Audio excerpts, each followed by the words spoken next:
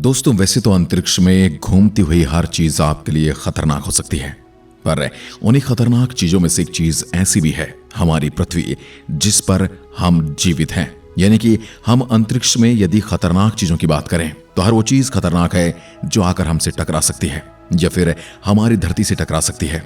लेकिन इनके अलावा भी अंतरिक्ष में एक बहुत ही खतरनाक चीज है जिसे कहा जाता है ब्लैक होल।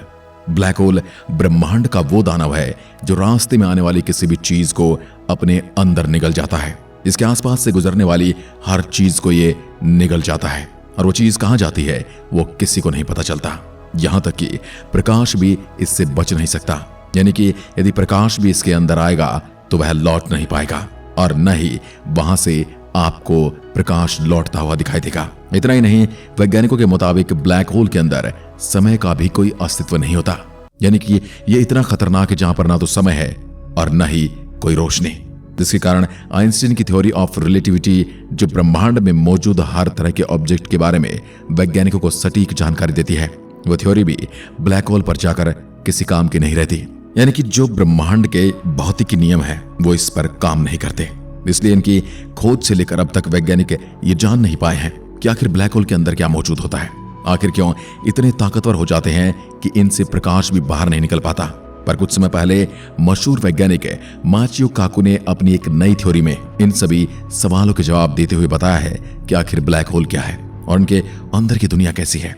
क्या है ब्लैक होल की ताकत का रहस्य, कैसे होता है ब्लैक होल का निर्माण, कैसे बढ़ाते हैं अपने आकार को ये अंतरिक्ष के दानव, कितने प्रकार के होते हैं ब्लैक होल और कौन सा होता है सबसे खतरनाक ब्लैक होल। क्या एक दिन हम भी ब्लैक होल में समा जाएंगे?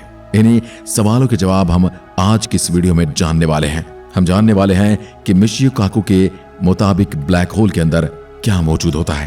तो चलिए शुरू करते हैं। जब कोई तारा अपने अरबों सालों के जीवन काल में अपना संपूर्ण हाइड्रोजन ईंधन खत्म कर लेता है, तब उसमें एक बड़ा धमाका होता है जिसे सुपरनोवा कहा जाता है। जिसके बाद उस तारे का कोर तेजी से अपने अंदर ही कोलैप्स होने लगता है और अंततः वह तारा इतना ज्यादा छोटा हो जाता है कि वह एक ब्लैक होल बन जाता है। एक ऐसा दानव जो अपने चारों ओर मौजूद हर चीज को अपनी एक अनंत दुनिया में निगल लेता है। जब ब्लैक होल का जन्म होता है तब इनका आकार काफी छोटा होता है, लेकिन क्योंकि इनका द्रव्यमान सूर्य से हजारों गुना ज्यादा होता है, इसलिए इनका गुरुत्वाकर्षण बल भी उतना ही ज्यादा होता है कि ब्रह्मांड में सबसे तेज यात्रा करने वाले प्रकाश को भी इसके अंदर से बाहर निकलने में कामयाबी नहीं मिलती। इसी तरह धीरे धीरे अपने आसपास के तारों, ग्रहों और चंद्रमाओं को निगलते हुए ये अपने आकार को बढ़ाते रहते हैं। इसके अलावा कई दूसरे छोटे या बड़े ब्लैक होल को निगल कर भी ये अपना आकार बढ़ाते हैं। ये ऐसे दानव हैं जो एक दूसरे को भी निगल सकते हैं। जो जितना बड़ा दानव वही वहां का सबसे बड़ा बादशाह होता है। वैज्ञानिकों के अनुसार आकार के आधार पर ब्लैक होल 4 तरह के होते हैं: stellar black hole, intermediate black hole, super massive black hole and miniature black hole. इनमें सबसे बड़े और ताकतवर सुपर मैसिव ब्लैक होल होते हैं जो बड़ी बड़ी आकाश गंगाओं को अपने गुरुत्वाकर्षण से संभाल कर रखते हैं, बांध कर रखते हैं। साल 1915 में एल्बर्ट आइंस्टीन ने ब्लैक होल का जिक्र अपनी थ्योरी ऑफ जनरल रिलेटिविटी में किया था, जिसमें आइंस्टीन ने बताया कि ब्रह्मांड में एक अनंत घनत्व वाली किसी चीज का अस्तित्व होना चाहिए। यहाँ पर आइंस्टाइन ने अपनी थ्योरी में ब्लैक होल के केंद्र सिंगुलैरिटी का जिक्र किया था। पर अनंत और शून्य ये ऐसी वैल्यू है जो अगर भौतिक विज्ञान के किसी क्षेत्र में दिखाई पड़ती है तो वैज्ञानिकों के होश उड़ जाते हैं। साथ ही इस वैल्यू के साथ मिले परिणामों को भी नकारा जाता है। इसलिए एल्बर्ट आइंस्टाइन की बातों को भी उस समय वैज्ञानिकों द्वारा नकार दिया गया। वैज्ञानिक ये मानने को तैयार ही नहीं थे कि ब्रह्मांड में कोई इतनी ताकतवर चीज भी हो सकती है जो लाइट को भी अपने अंदर से बाहर ना निकलने दे, जो लाइट को भी एब्जॉर्ब कर ले, जो लाइट को भी निगल जाए। पर पूरी दुनिया तब चौंक गई जब साल 1971 में मानव इतिहास के सबसे पहले ब्लैक होल को खोजा गया, जिसका नाम सिग्नस X1 रखा गया। इसके बाद ही ये साबित होगा कि ब्रह्मांड में ब्लैक होल होते हैं और वह इतने ताकतवर भी होते हैं कि प्रकाश को भी अपने अंदर समा लेते हैं। और ब्रह्मांड के ग्रह और चंद्रमाओं की तो बात ही छोड़ दीजिए, क्योंकि ये बड़े बड़े तारों को भी निगल जाते हैं। इसके बाद से ही ब्लैक होल पर लगातार कई रिसर्च हुई और हमें ब्लैक होल के बारे में काफी कुछ जानने को मिला। इससे हम रिसर्च में पता चला कि किसी ब्लैक होल के आसपास के स्थान को 3 अलग अलग हिस्सों में बांटा जा सकता है, जिसमें सबसे पहले ब्लैक होल का इवेंट होराइजन होता है। जो किसी ब्लैक होल के चारों ओर मौजूद एक ऐसी बाउंड्री या फिर लक्ष्मण रेखा होती है जिसे पार करने के बाद कोई भी ब्रह्मांड का पिंड वापस नहीं आ सकता, चाहे वह कितना भी बड़ा या छोटा क्यों ना हो। इसके बाद ब्लैक होल का दूसरा हिस्सा होता है जिसे फोटोन स्फीयर कहते हैं, जो ब्लैक होल के चारों ओर इवेंट होराइजन के बाद मौजूद ऐसा स्थान होता है जहां इवेंट होराइजन को पार करके ब्लैक होल के अंदर जाने वाला पदार्थ है उसके चारों ओर घूमने लग जाता है और धीरे धीरे ब्लैक होल के आखिरी हिस्से, जिसे वैज्ञानिक सिंगुलैरिटी कहते हैं, उसके अंदर गिर जाता है। सिंगुलैरिटी यानी ब्लैक होल का तीसरा और आखिरी ऐसा स्थान होता है जहां न समय है और न ही अंतरिक्ष यानी कि स्पेस, और इसी कारण यहां पर हमारे फिजिक्स के किसी भी नियम को लागू नहीं किया जा सकता। यहां पर फिजिक्स का कोई भी नियम काम नहीं करता। आइंस्टाइन की थ्योरी ऑफ रिलेटिविटी इसके बारे में हमें बहुत कुछ बताती है। इसलिए वैज्ञानिकों का मानना है कि अगर ब्लैक होल को समझना है तो इसके लिए हमें एक ऐसी थ्योरी को चुनना होगा जो हमें ब्रह्मांड के बड़े से बड़े ऑब्जेक्ट के साथ साथ ब्रह्मांड के सबसे छोटे ऑब्जेक्ट यानी क्वांटम पार्टिकल के बारे में भी बता सके। पर परेशानी यह है कि ब्रह्मांड के बड़े ऑब्जेक्ट के लिए तो हम आइंस्टाइन की थ्योरी ऑफ रिलेटिविटी का प्रयोग कर सकते हैं, लेकिन जब बात क्वांटम पार्टिकल्स की आती है तो इसके लिए हमें क्वांटम थ्योरी का ही प्रयोग करना पड़ता है, क्योंकि ब्लैक होल की तरह क्वांटम लेवल पर भी थ्योरी ऑफ रिलेटिविटी और फिजिक्स के सभी नियम टूट जाते हैं। इसलिए सालों से वैज्ञानिक एक ऐसी थ्योरी पर काम कर रहे हैं जो थ्योरी ऑफ रिलेटिविटी और क्वांटम थ्योरी को एक साथ कर सके। एक ऐसी थ्योरी जिसे हम थ्योरी ऑफ एवरीथिंग कह सके, क्योंकि वह हमें ब्रह्मांड में मौजूद हर एक ऑब्जेक्ट के बारे में अच्छे से बता पाएगी। यानी इस थ्योरी ऑफ एवरीथिंग से हम ब्लैक होल और इसके अंदर की दुनिया का सच भी जान सकते हैं। ऐसी एक थ्योरी ऑफ एवरीथिंग पर भौतिकी शास्त्री मिशिओ काकू कई सालों से काम कर रहे हैं और उनका मानना है कि हमारे इन सभी सवालों का जवाब सुपर स्ट्रिंग थ्योरी है, जिसे हम थ्योरी ऑफ एवरीथिंग भी कह सकते हैं। तो सुपर स्ट्रिंग थ्योरी के बारे में आपको बता दूं, इस थ्योरी के अनुसार हमारा पूरा ब्रह्मांड परमाणु पार्टिकल जैसे इलेक्ट्रॉन, प्रोटॉन और न्यूट्रॉन से भी हजारों लाखों गुना पतले धागे नुमा स्ट्रिंग से बंधा हुआ है और ब्रह्मांड में मौजूद हर पार्टिकल और यहाँ तक कि बड़े बड़े ऑब्जेक्ट जैसे तारे, ग्रह और ब्लैक होल भी इन्हीं स्ट्रिंग के अलग अलग आयामों में वाइब्रेशन करने पर बनते हैं। वैसे ये थ्योरी काफी ज्यादा वैज्ञानिकों के बीच फेमस है और बहुत से वैज्ञानिक तो इस थ्योरी को सच भी मानते हैं, पर परेशानी यह है कि इस थ्योरी के गणित फार्मूला के मुताबिक स्ट्रिंग थ्योरी के स्ट्रिंग तभी काम करते हैं जब हमारा ब्रह्मांड 10 आयामों में फैला हुआ हो। लेकिन अभी तक तो हमारी सभी नॉलेज तो यही कहती है कि हमारा ब्रह्मांड केवल 3 आयामों में है। यहाँ तक कि अगर हम आइंस्टाइन की थ्योरी ऑफ रिलेटिविटी को मानते हुए समय को भी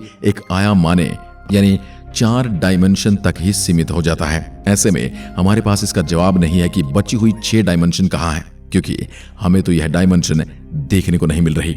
और यह एक बहुत बड़ा सवाल है जो सुपर स्ट्रिंग थ्योरी के सच होने पर एक प्रश्न चिन्ह खड़ा करता है। यहाँ पर मिशिओ काकू दोबारा से इस थ्योरी के बचाव में आते हैं और कहते हैं कि पहली बार नहीं है जब किसी सही थ्योरी के पास भी कुछ सवाल का जवाब न हो। इतिहास गवाह है, आज हम जिन थ्योरी को सही मानते हैं उनमें भी कई ऐसे सवाल हैं जिनका जवाब वो थ्योरीज आज तक नहीं दे पाई हैं।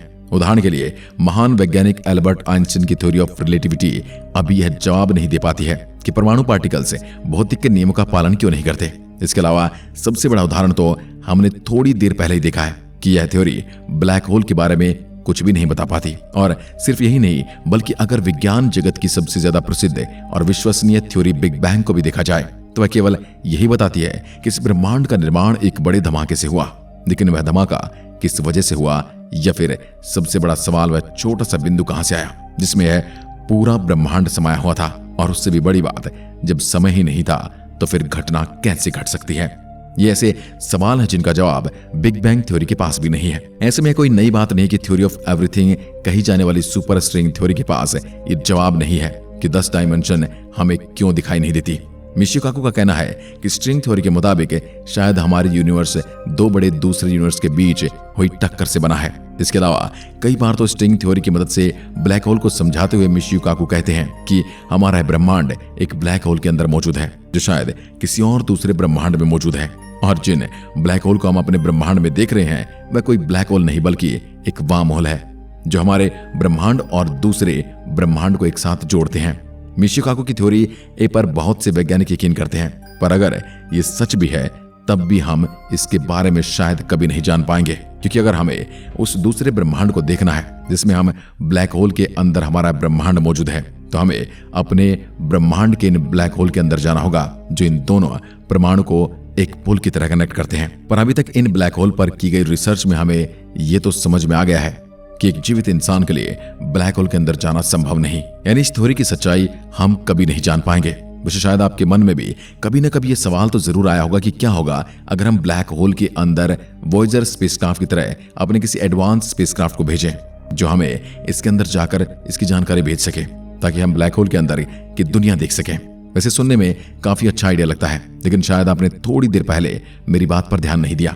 तो ब्लैक होल एक ऐसी जगह है जहां की ग्रेविटी इतनी ज्यादा है कि वह अपने अंदर आने वाले हर चीज को पहले परमाणु में तोड़ देती है। जैसे कि कोई चीज इवेंट होराइजन को पार करती है, तभी वह परमाणु में टूटकर ब्लैक होल के फोटोन स्फीयर में घूमने लगती है और धीरे धीरे ब्लैक होल की अनंत सिंगुलैरिटी की दुनिया में चली जाती है, जहां से कोई भी फॉर्मेशन या लाइट कभी बाहर नहीं आती। कहने का मतलब यह है कि हम चाहे कितने भी एडवांस स्पेसक्राफ्ट भेजें, वो ब्लैक होल के इवेंट होराइजन को पार करते ही पूरी तरह से बिखर जाएगा, और इतने छोटे छोटे पार्टिकल में कि आप उन्हें शायद आंखों से भी न देख पाएं और हम तक कभी भी कोई इंफॉर्मेशन वो नहीं पहुंचा पाएगा। वैसे दोस्तों, आपको क्या लगता है, क्या मिशी काकू का कहना सही है कि हम ब्लैक होल के अंदर मौजूद हैं? आप अपना जवाब हमें कमेंट बॉक्स में लिखकर बता सकते हैं। एक बार फिर मिलते हैं, तब तक के लिए नमस्कार, जय हिंद, जय भारत।